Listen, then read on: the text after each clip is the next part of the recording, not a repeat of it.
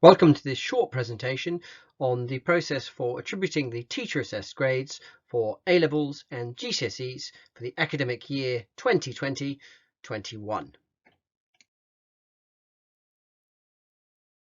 As an academic institution, we are acutely aware of just how complex the tag process is. So this presentation provides you with a snapshot of what are tags, why they're being used, how they're being implemented here at SGS, and what specific evidence we'll be using on the A-Level and GCSE programme.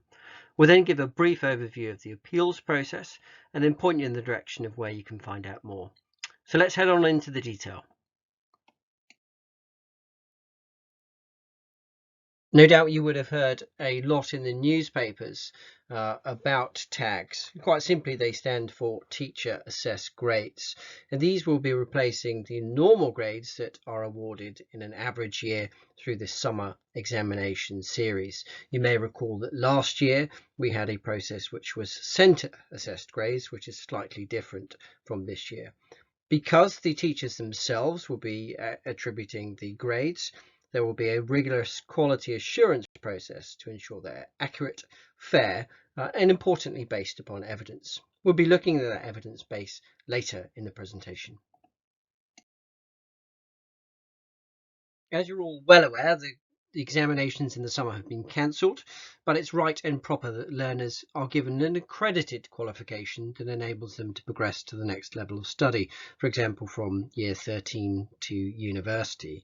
Teachers are absolutely best placed to help make decisions about a learner's progress across their entire study programme, and some of the learners have been with us for 3 years, so the teachers absolutely know them well. It was a widely held belief that last year's centre assessed grade process led to some unfairnesses, and rightfully the government have recognised this and allowed the teachers to be the ones making the ultimate decisions. The guidance surrounding the tag process is a little complicated and unwieldy, and has certainly changed a number of times since it was first announced by the government. But in essence, what the teachers will be doing is making their judgments from a breadth and depth of evidence which is collected throughout the academic year. Some of the evidence is perhaps quite rightly weighted more heavily. So, for example, assessments which are set under timed conditions and face-to-face in college will carry more weight than those where an individual might well be able to have access to books or the internet, for example. The final grade will be moderated several times to make sure that the decisions the teachers are making are accurate, and these will be submitted to the management team in the early part of June. Ultimately, will then be sent to the awarding bodies on the 18th of June. We thought it'd be useful if we showed you how the evidence is going to be collated. So this is an A2 learner. We can see we've got their AS grade in the first column, then classwork, homework, coursework, etc., all with C grades. We then have 5 more formal mini assessments throughout the year, and we can see these individuals have achieved a B and an A. And then in the last few weeks of term, we can see that the teacher set 3 mini assessments, and the grades are A, D and B. As alluded to earlier, these are weighted heavily because this is face-to-face and done broadly under examination conditions with EAAs in place. The overall grade being awarded is AB. It's important to note that the ultimate tag is based upon evidence and not the overall trajectory of the learner. And from that, we mean that just because someone is improving from D to C to B doesn't mean we can award an A.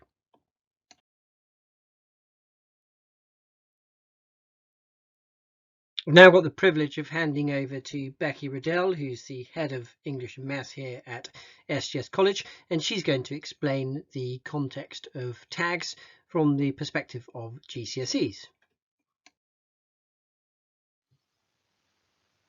Thank you, Mark, for handing that over to me. So my name is Becky Riddell. I am the Learning Area Manager for English and Maths at SGS College.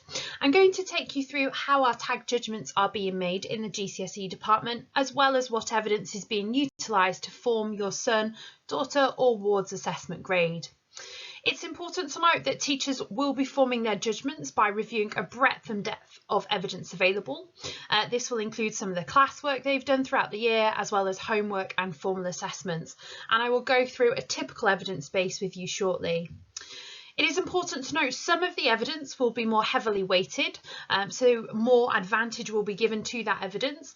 This will include things like the November resit if your son or daughter has done it. Please note they won't be disadvantaged if they haven't, but for example, if they've done the November resit and they were only able to sit one paper and they scored particularly highly on that, then that will advantage them, as well as the grades that will have been attained through formal assessments. So formal assessments are assessments that have been done in college in timed conditions along with the learner's exams access arrangements. It's then important to note that our final grade will be moderated several times, going through teachers, course team leaders, deputy learning area managers, and the head of sector, as well as through our quality assurance process, which has been put together along with our centre policy outlined by what JCQ would like to see from the college.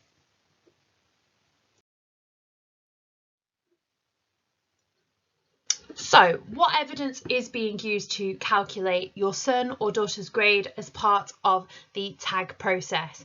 Well, we will be utilising their initial assessments. This is the assessment they sat when they came into college, which gives us a diagnostic and it gives us a baseline understanding of where they are.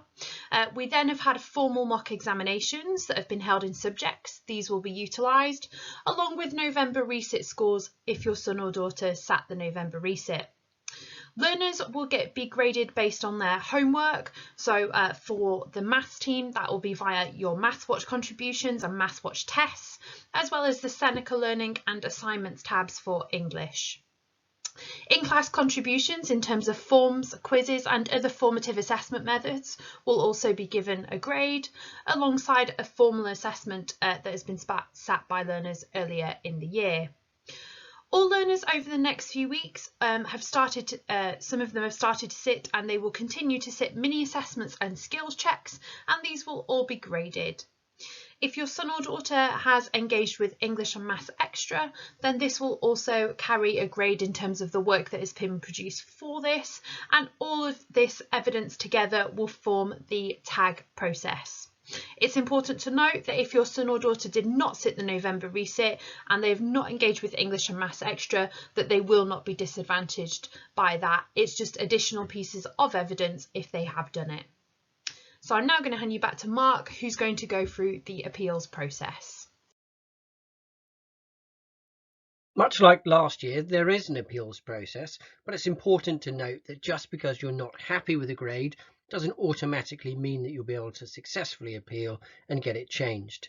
They fall into two types: administrative and procedural. The first one is simply that we have made an error. So for example, we have put down that a student's going to achieve an A and an input error is put a B.